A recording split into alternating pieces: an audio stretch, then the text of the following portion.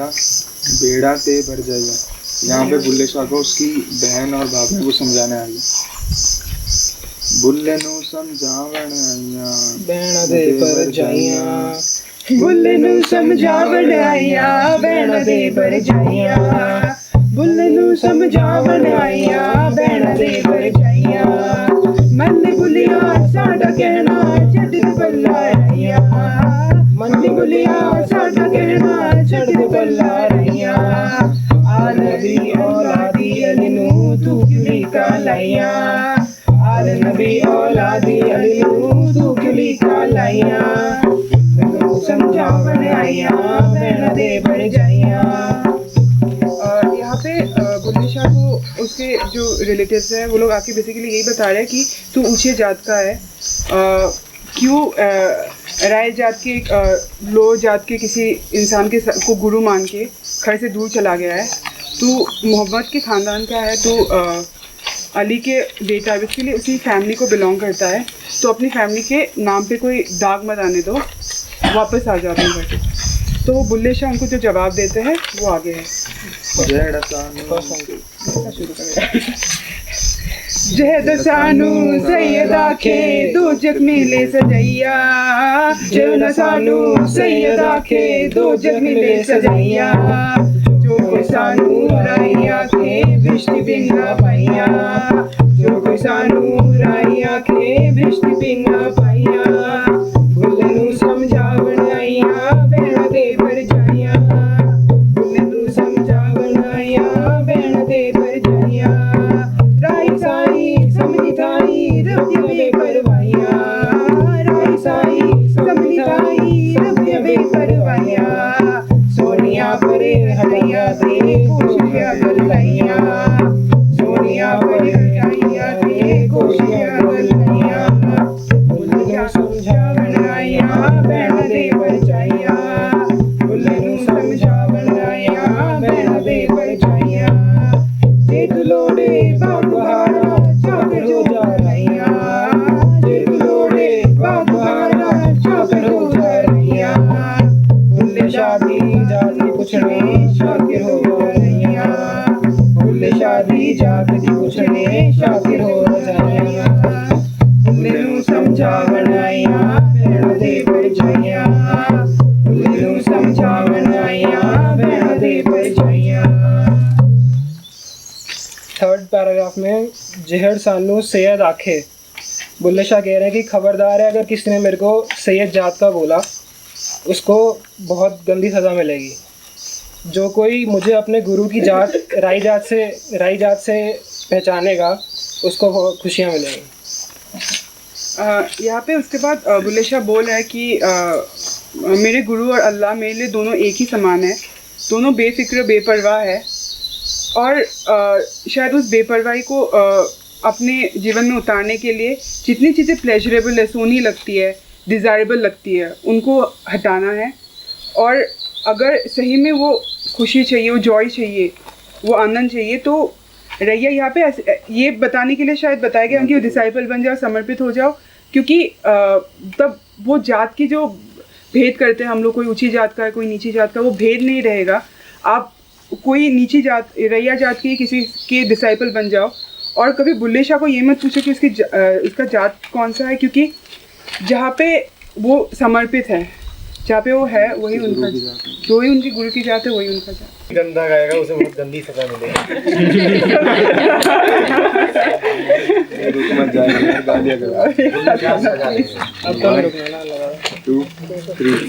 बुल्ले नू समझावण आइया बेड़ा दे भर जाइया। बुल्ले नू समझावण आइया बेड़ा दे भर जाइया।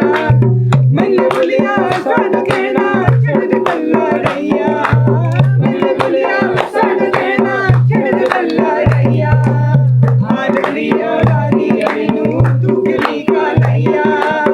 आज लियो रानी अली नू तू गिली का लैया।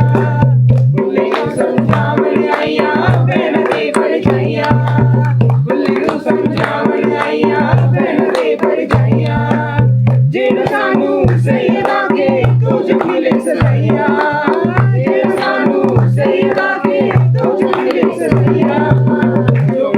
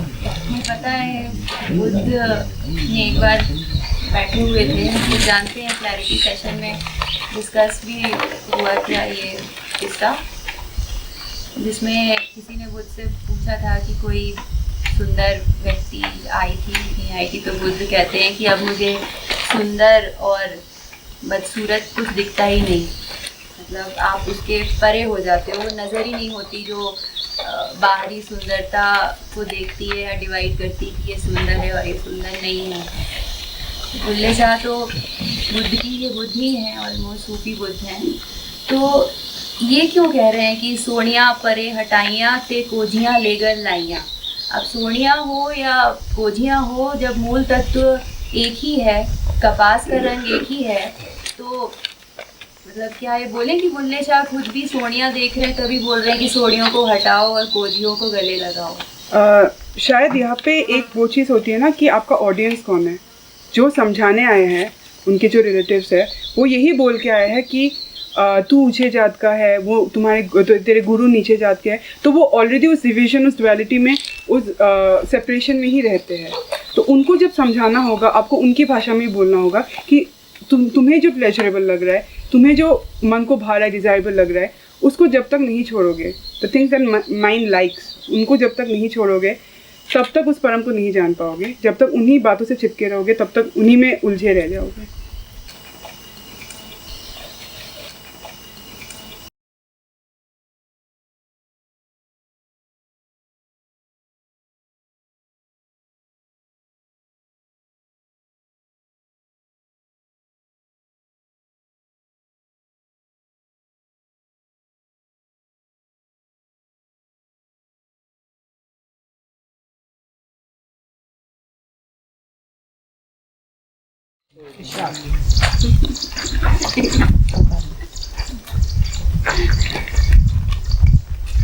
कबीर ने कहा है कि गुरु गोविंद दो खड़े काके लागू पाँव, बलिहारी गुरु आपने गोविंदियों मिलाए। यहाँ पे भी बुल्ले शाह ने अपने गुरु, अपने मुर्शिद इनायत शाह की बात की है। उन्होंने पहली लाइन जो है दो ये कहा कि मैं क्यों कर जावा काबे नू, दिल लोचे तखत हज़ारे नू। तखत हज़ारे इनायत शाह की का आश्रम है जहाँ वो रहते हैं। उन्होंने कहा कि मुझे काबा जाने की ज़रूरत नहीं है, जहाँ मेरा गुरु है वही मेरा काबा है। जैसा गुरु है वैसा ही मुझे हो जाना है। आगे की लाइन्स में उन्होंने कहा है कि लोग काबे में जाके सजदा करते हैं, मेरा तो सजदा गुरु के सामने ही होता है, मेरा समर्पण उस गुरु को ही है। अवगुण देख न भूल मियाँ रांझा, याद करी उस कारे नो। गुरु से उन्होंने एक निवेदन किया है कि अवगुण तो मेरे में बहुत ज़्यादा है, बहुत ज़्यादा ही गंदी है मेरी चादर, लेकिन मेरा निवेदन ये है कि इतने अवगुणों को देखने के बाद भी तू मेरा साथ मत छोड़ना। गलतियाँ होंगी मुझसे, तू मेरा हाथ पकड़े रहना, अपना वादा मत। तुमने मुझे अपनी शरण में लिया है, तुमने मुझे पार करवाना है, तू मुझे मेरा हाथ छोड़ना नहीं। मज़ार में मैं आऊँगा, डुबकियाँ भी खाऊँगा, तो उस समय तुम मेरा हाथ पकड़े रहना। मैं अंतारू तरन न जाना, शर्म पई तदु धारे नो। मैं अंतारू तरन न जाना, मुझे तैरना नहीं आता, मैं अभी जानता नहीं हूँ कि इस मझधार से कैसे बाहर निकलना है, इसलिए मैंने अपनी नैया तुम्हारे हाथ में ही सौंप दी है। तुम ही इसके खवैया हो, तुम ही इसे पार ले जाओगे।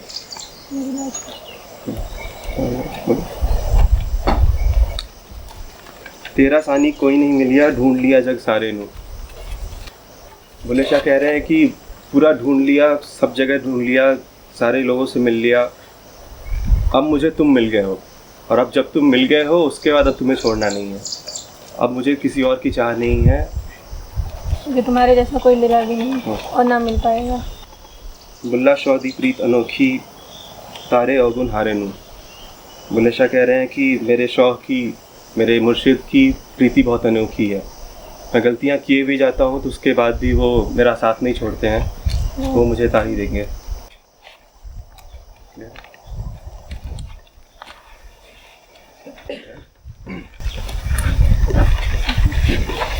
मैं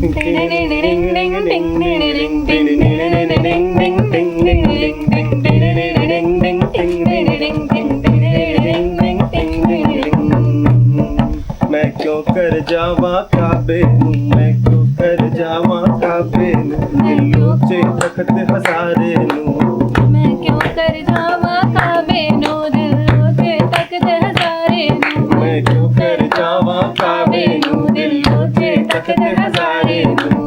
लो की सजदा काबे नूं कर दे, लो की सजदा काबे नूं कर दे, सजदा यार प्यारे नूं। मैं क्यों कर जावा काबे नूं, मैं क्यों कर जावा काबे नूं। ओ गुल देख न भूल मिया रांझा, याद करे उस तारे नूं। मैं क्यों कर जावा काबे नूं, दिलों च तखत हजारे नूं। मैं क्यों कर जावा काबे नूं। मैं अनकारू करण न जाना, मैं तारू करन न जाना, सजम पड़ी खुद तारे नूं। मैं क्यों कर जावा काबे नूं, मैं क्यों कर जावा काबे नूं। मैं क्यों तखत हजारे नूं, मैं क्यों तखत हजारे नूं। कर जावा काबे नूं। तेरा सानी कोई नहीं मिलिया, तेरा सानी कोई नहीं मिलिया, ढूंढ लिया जग सारे नूं। मैं क्यों कर जावा काबे नूं, मैं क्यों कर जावा काबे नूं। तखत हजारे नूं। मैं क्यों कर जावा काबे नूं। बुल्ला चौधी प्रीत अनोखी, बुल्ला शादी प्रीति अनोखी, हारे अवगुण हारे नूं। मैं क्यों कर जावा काबे नूं, मैं क्यों कर जावा काबे नूं। मैं क्यों कर जावा काबे नूं।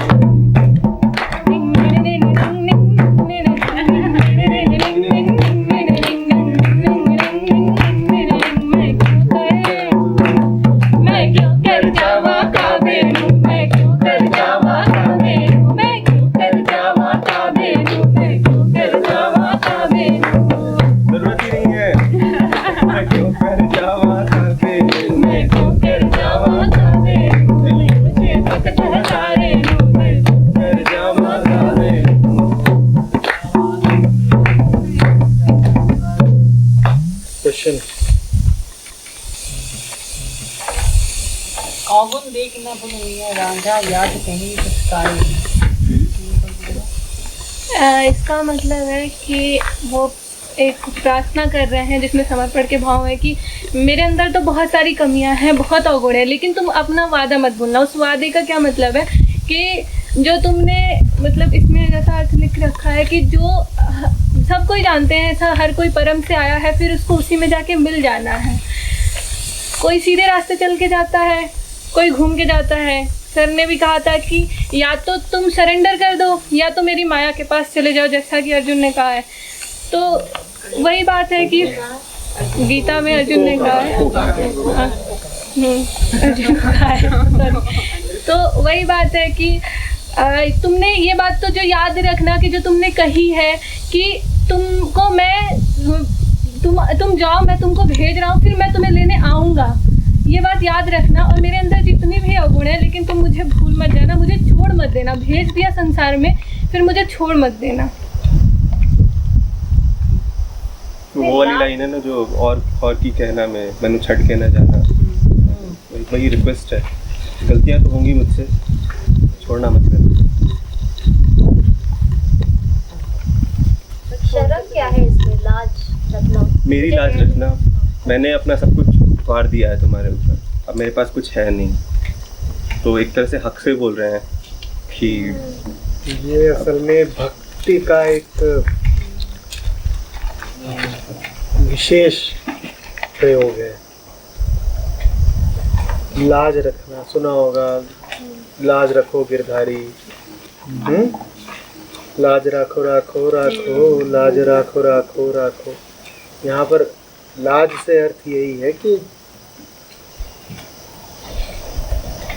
बचा लो, बचा लो। तुम नहीं बचाओगे तो बर्बादी ही है। जैसे कोई स्त्री सहायता के लिए पुकार रही हो कि अपने पति को पुकार रही हो कि तुम अगर बचाने नहीं आते हो तो लूटे ले रहा है संसार, संसार लूटे ले रहा है, लाज लूटे ले रहा है। तो उसी अर्थ में कहा जाता है परम को कि अगर तुम बचाने नहीं आते हो तो ये संसार जगत खाए जा रहा है, लूटे ले रहा है, लाज रखो। अब तुम ही हो जो बचा सकते हो। तो ये भी ज्ञान मार्गी इस शब्द का कभी इस्तेमाल नहीं करता।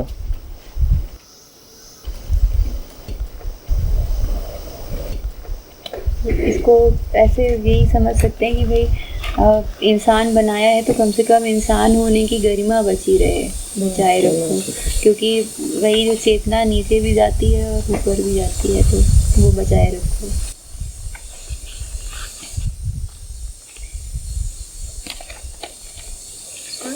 सवाल नहीं है, जो लास्ट लाइन है, बुल्ला शौ दी प्रीति अनोखी सारे अवगुण हारे नो।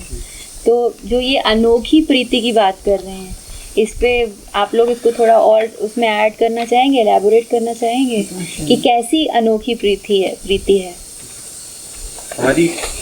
हमारी जो प्रीति है जो हम करते हैं वो तो गुण देख के करते हैं। कुछ अच्छा हो तो मैं तुम्हारे साथ रहूँगा, कुछ प्रॉब्लम्स हुई तो छोड़ दूँगा। ये तो कह रहे हैं कि अवगुण से भरे हुए हो तुम, हारे हुए हो पूरी तरीके से, फिर भी मेरी प्रीति तुम्हारे लिए कम नहीं होगी, इसलिए अनोखी कही जा रही है। ये हमें देखने को नहीं मिलती, इसलिए अपने मुर्शिद को ये बोल रहे हैं कि तुम्हारी प्रीति बहुत अनोखी है। एक और लॉस का कोई कंसेप्ट नहीं है। एक और अर्थ में होता है कि एक तो ये है ही है कि वो ये देख करके नहीं होती है कि मुझ में कितनी पात्रता है। दूसरी ये है कि जो साधारण प्रीति होती है वो प्लेजर सेंट्रिक होती है। तुम सामने वाले को किसी प्रकार की खुशी, उत्तेजना,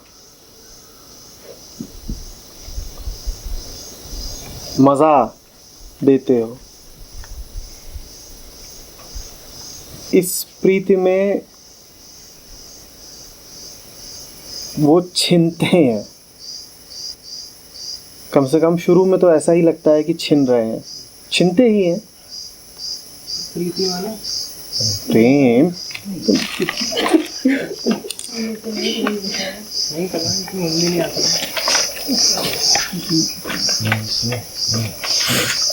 अब से सुष्मिता को बोलना बंद।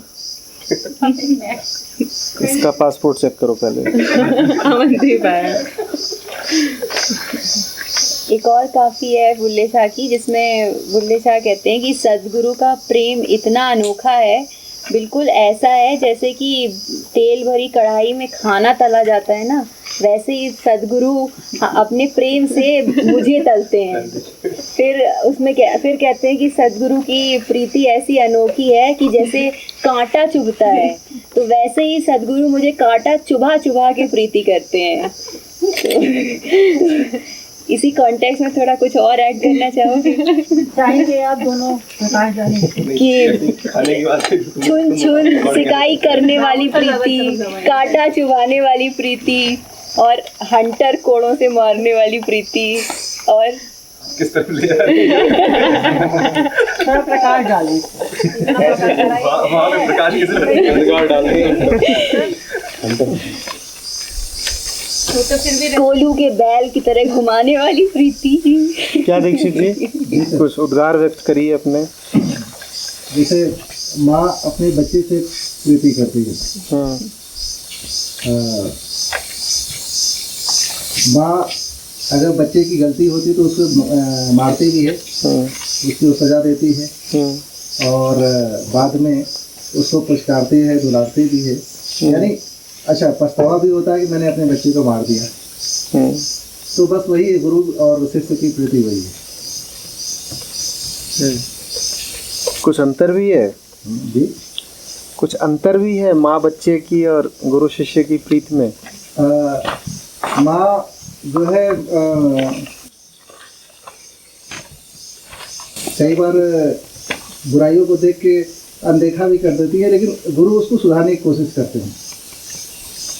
आप वहाँ कहाँ बैठे हैं आप? आइए इधर आइए। धन्यवाद। आप यहाँ बैठे, वहाँ भूत में नहीं बैठे, बच्चों को नहीं कोई दिक्कत नहीं।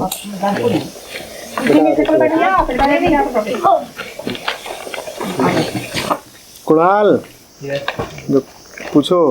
वही मैं उन्होंने पूछ लिया, मैं ये पूछ रहा था कि ये जो अनोखी मतलब जो वो ऐसे क्यों करते हैं कि इतने सारे अवगुण हैं फिर भी वो छोड़ते नहीं अकारण फिर भी वो हमारे साथ रहते हैं। यहाँ पे जो इन्होंने याद करी उस कार्य ने बोला है कि अपने कार्य मतलब अपना वादा, अपने वादे को याद करो। तो मैं बड़ी जेन्युइनली क्वेश्चन पूछूं कि क्या उन्हें कोई डाउट है जो उन्हें उनका वचन याद दिलाना पड़ा, या अगर सब पक्का पक्का हो जाएगा तो कोई गाना नहीं बचेगा। दुनिया के सारे गीत विरह के गीत हैं, सारे गीत अपूर्णता के गीत हैं। पूर्णता हो गई, सब ठीक हो गया, सब शुद्ध हो गया, सब पक्का हो गया, तो कोई गीत बचेगा ही नहीं। सर एक विश्वास, एक जब आप सरेंडर की बात करते हो तो एक विश्वास नहीं है कि वो आएगा, पता है। सरेंडर हो गया अगर तो फिर मिलन कहलाता है, वो फिर समर्पण नहीं कहलाता, फिर योग हो जाता है। योग में कोई गीत नहीं होता, वहाँ मौन होता है, बिल्कुल अक्षय मौन। गीत तभी तक है जब तक दूरी है, और जब तक दूरी है तब तक शक तो है ही। गीत हमेशा दूरियों में गाए जाते हैं, परम मिलन के बाद सिर्फ मौन रहता है। सर कल आप बोल रहे थे सरेंडर में, जो मैंने कहा था कि कोई संदेह और कोई सवाल नहीं बचेगा, तब आपने बोला कि संदेह, सैद्धांतिक रूप से कह लो कि कोई संदेह नहीं, कोई सवाल नहीं, पर जहाँ मन है वहाँ संदेह है, वहाँ सवाल है, उन्हीं से तो गीत निकल रहा है ना। नहीं तो ये तो बहुत सीधी सी बात है कि गुरु तो आत्मा है, अपने ही पास है, अपने ही भीतर है। ये गाने की क्या जरूरत है कि मुझे कभी छोड़ के ना जाना? आत्मा तुम्हें छोड़ के जा सकती है क्या?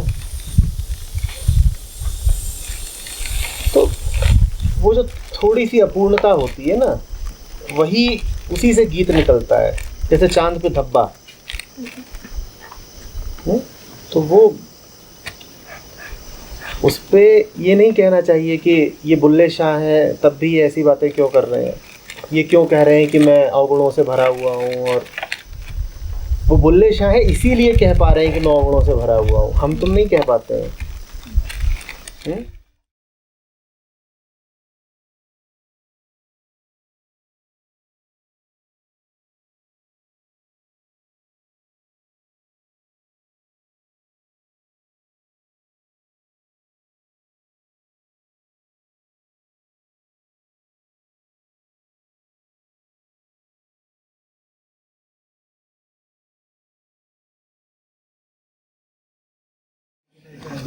हम जो काफ़ी गाने वाले हैं उसका नाम है इश्क दी नविया नवी बहार। इसमें बुल्ले शाह कह रहे हैं कि जब उन्हें कुछ जो नॉर्मल डेली रूटीन से कुछ अलग दिखा, कुछ एक रोशनी दिखी, तो वो उनके लिए एक बिल्कुल अनोखी और नई बहार की तरह है। जा मैं सबक इश्क दा पढ़िया, मस्जिद खोलो जुड़ा डरिया। जैसे कि हम जानते हैं कि बुल्ले शाह जब पैदा हुए थे तो वो एक मुसलमान ख़ानदान में पैदा हुए थे, तो उनका बचपन से ही मस्जिद जाना लगा रहता था। पर बुल्ले शाह कह रहे हैं कि जब जैसे ही उन्हें उस इश्क का एक सुरूर चढ़ा, एक उन्हें रोशनी सी दिखी, तो उन्हें मस्जिद जाने से डर लगने लगा। फिर उन्होंने किसी से पूछ कर वो ठाकर द्वारे, यानी कि भगवान श्री कृष्ण के जो मंदिर के तरफ वो पहुँचे, जहाँ पर बहुत नाद और हजार यानी बहुत कीर्तन वगैरह चल रहा था।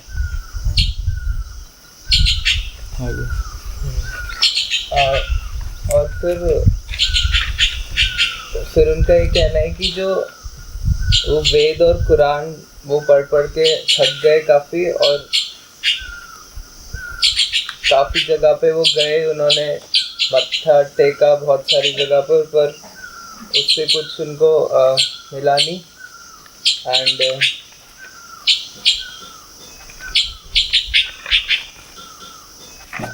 जो रब है वो उनका ये कहना है कि वो तीरथ और मक्के में नहीं है, उसको पाकर जैसे वो कहते हैं कि सेल्फ इल्यूमिनेटिंग, मतलब वो इतना प्रकाश से भरा हुआ है कि उसके जितना करीब जाओगे तो even you will also be illuminated by his light.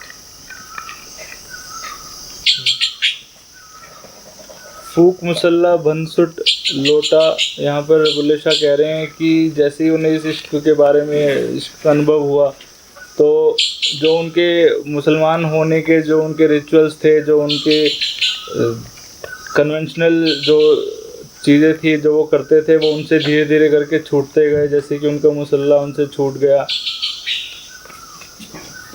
अब वो धीरे धीरे उनकी सारी आइडेंटिटीज़ छूटती गई, सारी उनकी आशाएं, आशा नाफड़ तस्बीह आशा सोटा, धीरे धीरे उनकी आशाएं भी सारी छूटती गई। फिर उन्होंने कहा कि वो पुकार कर कहने लगे कि हलाल और हराम सब त्याग दें। जो भी उनके जो रिचुअल्स थे जिसमें वो अल्लाह को खुश करने के लिए किसी दूसरे प्राणी की को हलाल करते थे, ऐसा उन्होंने कहा कि इसे अब त्याग देना चाहिए।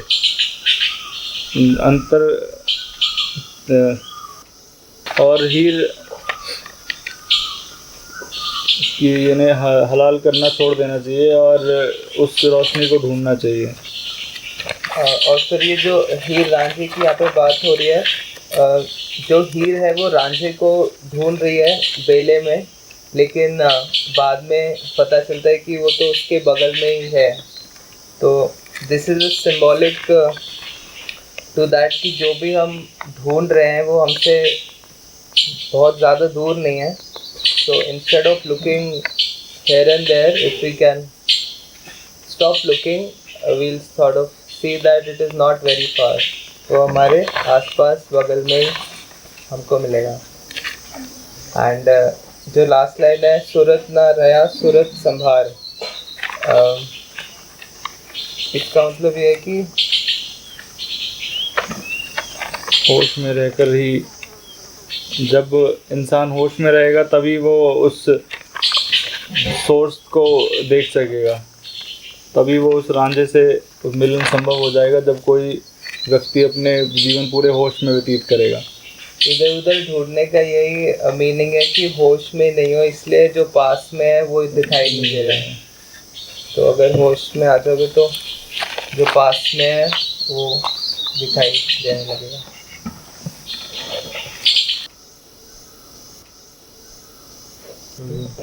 इश्क दिन भी हो, इश्क दिन भी हो नबी बहार, इश्क दिन भी हो नबी बहार,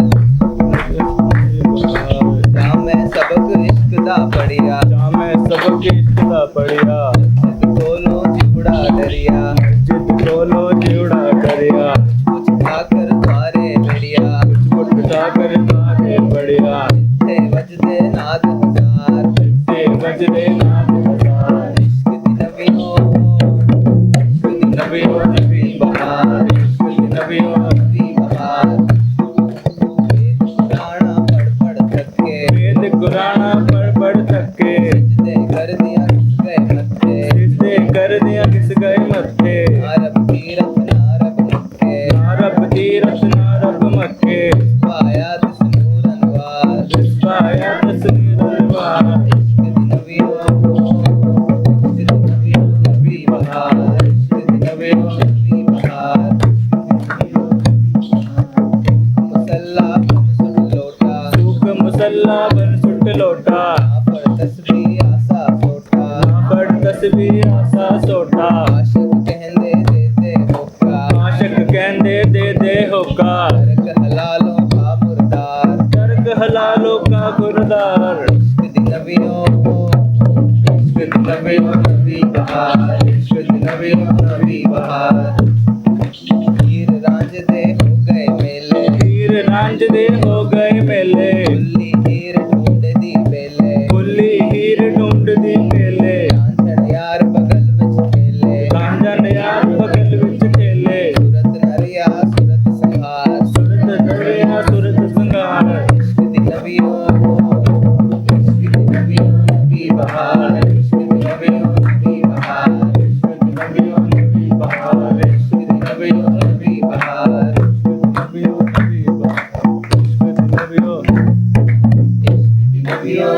बहार।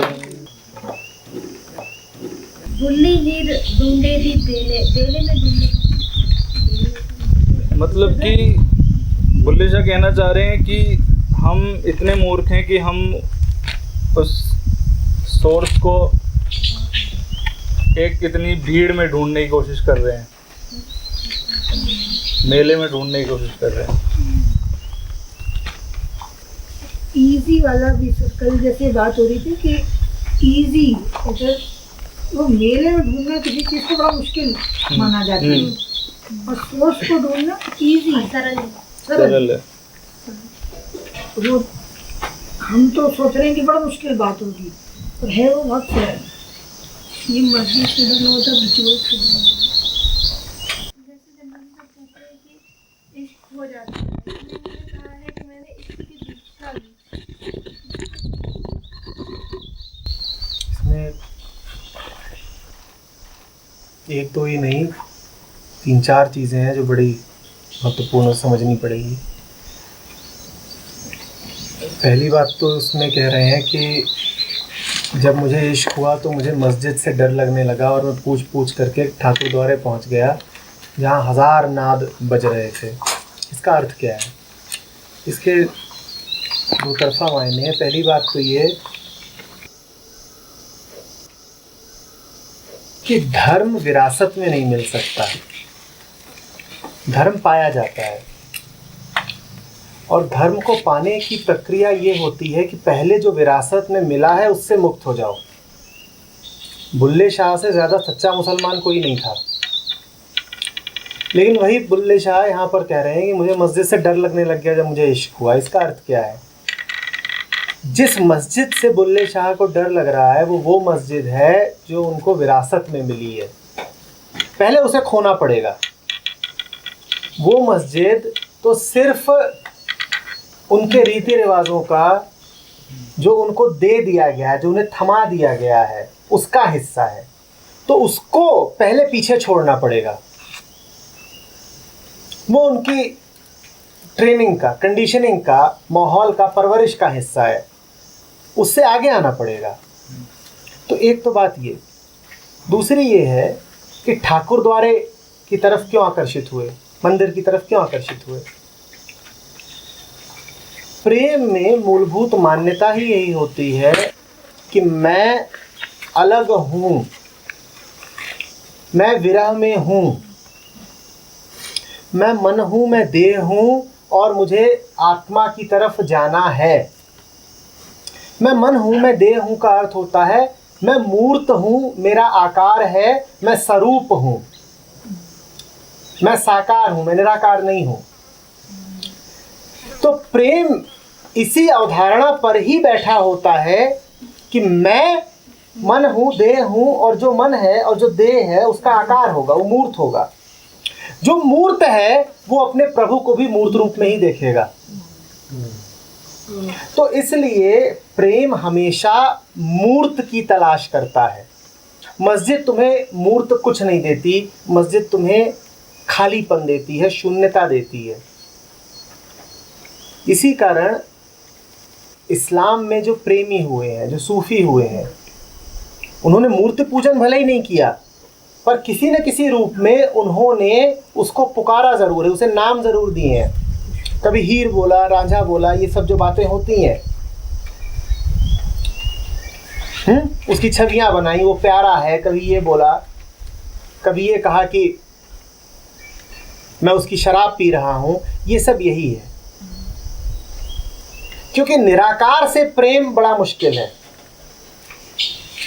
निराकार से प्रेम तुम नहीं कर सकते स्वयं साकार होकर के। स्वयं साकार होकर के निराकार से प्रेम नहीं कर सकते। और जहाँ प्रेम है वहाँ माना ही यही गया है कि दूरी है, विरह है, मैं मन हूँ, देह हूँ, साकार हूँ। ठीक है? तो मस्जिद का पीछे छूटना, मंदिर की तरफ आकर्षित होना स्वाभाविक है, लेकिन मंदिर भी तुम्हें अंततः मस्जिद में ही ले जाके खड़ा करेगा। मूर्ति स्वयं सिद्ध नहीं होती। मूर्ति का भी प्रयोजन यही होता है कि मूर्ति पीछे हट जाए और तुम अमूर्त में पहुंच जाओ, तुम उसी खालीपन में पहुंच जाओ जहां मस्जिद तुम्हें ले जाती है। तो बुल्ले शाह 5 वक्त के नमाजी थे। ये समझ में आ रही बात? तो एक तो ये हुई। दूसरा तुमने कहा वो जो हलाल हराम वाली बात, वो ठीक नहीं बोली। हलाल हराम से आशय ये है कि उन्होंने समस्त द्वैत से पीछा छुड़ा लिया।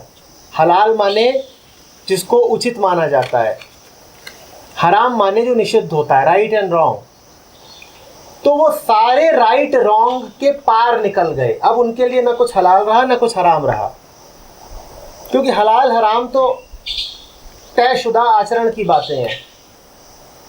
उन्होंने कहा अब मेरे लिए सिर्फ वो हलाल जो मुझे मेरे प्रेमी से मिलाता हो, परम से मिलाता हो, सो हलाल, और जो मुझे उससे दूर करे सो हराम। तो भक्त के लिए तो यही हलाल और यही हराम, उसकी और कोई व्याख्या होती ही नहीं है। ठीक है?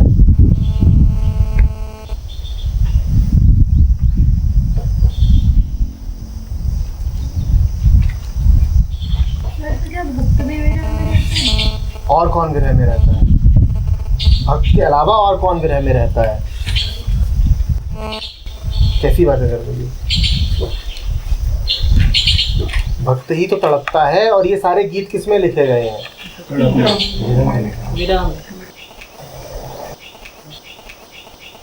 तो फिर भक्त की तड़प और संसार में दुख, इन दोनों में क्या फर्क? एक इधर को ले जा रही है, एक उधर को ले जा रही है। उधर भी क्या कह रहा हूँ, इधर को ले जा रही है।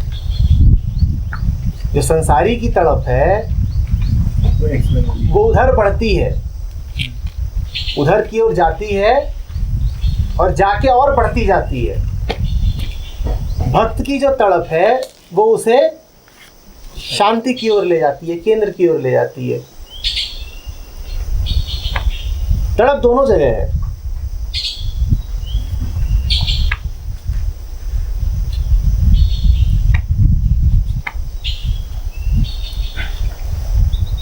इस लाइन का ट्रांसलेशन क्या है? फर्स्ट लाइन का नई नई बहार है, ताज़ा, कुछ अतीत से संपर्क नहीं, बिल्कुल कुछ नया है जो जीवन में उतरा है। जब से उसके प्रेम में पड़ा हूँ कुछ नई अनुभूतियाँ होने लगी हैं, ताज़े फूल खिले हैं, नई बहार है। शॉर्टकट ले रहा है, जो संसारी है वो लॉन्ग कट मिलता है। तो मस्जिद में वापस आने के लिए पहले मंदिर जाना। मंदिर का अर्थ है मूर्त। मूर्त, जहां भी तुम अपने आप को मूर्त जानते हो वहां देखो तुम्हें तलाश तो मूर्त की ही होगी, इसमें कोई शक नहीं है।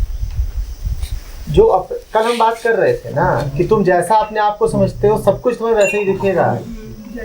जब तक तुमने अपने आप को देह जाना है, तुम्हें अपने भगवान को भी देहधारी ही बनाना पड़ेगा।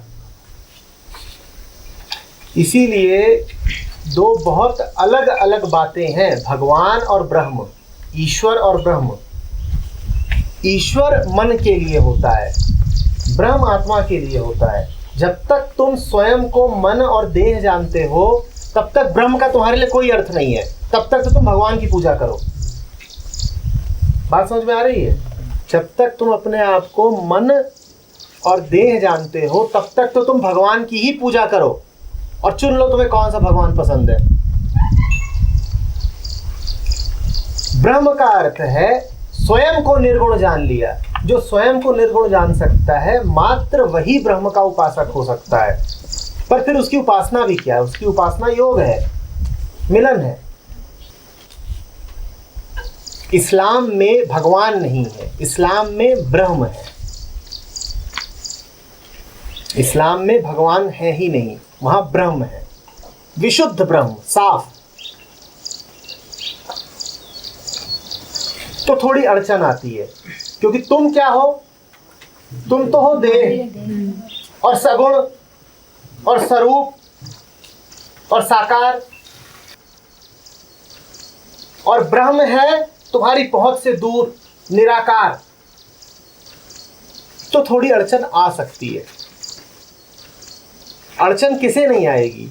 अड़चन उसे नहीं आएगी फिर जो बिल्कुल तैयार बैठा हो कि हूं तो देह पर छलांग लगाने के लिए तैयार बैठा हूं, मुक्ति के लिए तैयार बैठा हूं, उसे अड़चन नहीं आएगी।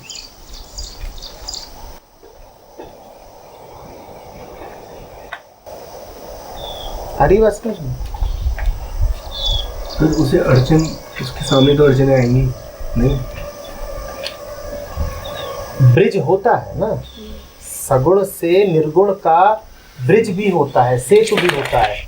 जो सेतु के एक सिरे पर तैयार ही खड़ा है, उसे अड़चन नहीं आएगी, उसे अड़चन नहीं आएगी। लेकिन कोई अड़चन वो बहुत बड़ी नहीं है। सूफी संत हुए हैं, फरीद हो चाहे बुल्ले शाह हो, कह तो रहा हूं, इन्होंने सारी रवायतों का पालन करा, निश्चित रूप से इन्होंने निर्गुण अल्लाह की ही उपासना करी, जिसकी कोई छवि नहीं है, जिसका कोई रूप रंग आगा पीछा कुछ नहीं है, उन्होंने उसी की उपासना करी। इतना मुश्किल नहीं है। लेकिन फिर उन्होंने अपने लिए दूसरे प्रतीक खोजे, उसके लिए उन्होंने दूसरे प्रतीक खोजे। अब बुल्ले शाह जो हमेशा रांझा कहते रहते हैं, वो रांझा उन्होंने एक मूर्त प्रतीक खोजा है। समझ रहे हो? जो फरीद कहते रहते हैं कि कागा रे कागा चुन चुन खइयो रे मांस, खइयो ना तो नैना मोरे इनमें पिया। तो ये पिया क्या है? ये पिया वही मूर्त प्रतीक है। निर्गुण अल्लाह को मन ने उपासना की खातिर सगुण पिया के रूप में याद किया, पर मन बेचारा और क्या करे? मन की मजबूरी है ना, मन तो छवियों में ही जीता है। तो मन को अगर अल्लाह को भी याद करना है तो कोई ना कोई छवि बहू बना ही लेगा, ये उस बेचारे की मजबूरी है। तो पिया एक छवि है।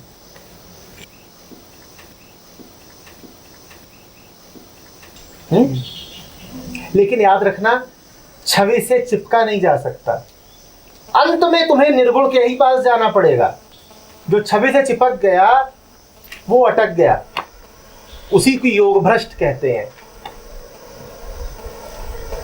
जो छवि से ही चिपक गया, मूर्त से ही चिपक गया। मूर्त का इस्तेमाल कर लो अमूर्त में पहुंचने के लिए, चिपक नहीं जाना।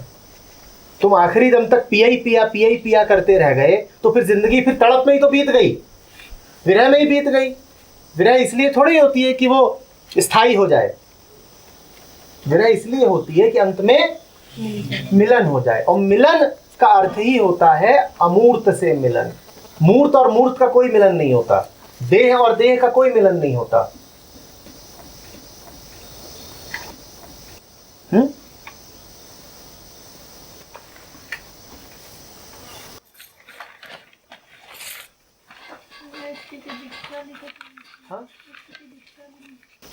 इश्क की दीक्षा माने यही कि गुरु के सानिध्य में प्रेम सीखा। पहले तो मैं कुछ और बातों को ही प्रेम समझता रहता था। जब गुरु से मिला तब पता चला कि वास्तव में प्रेम कहते किसको है।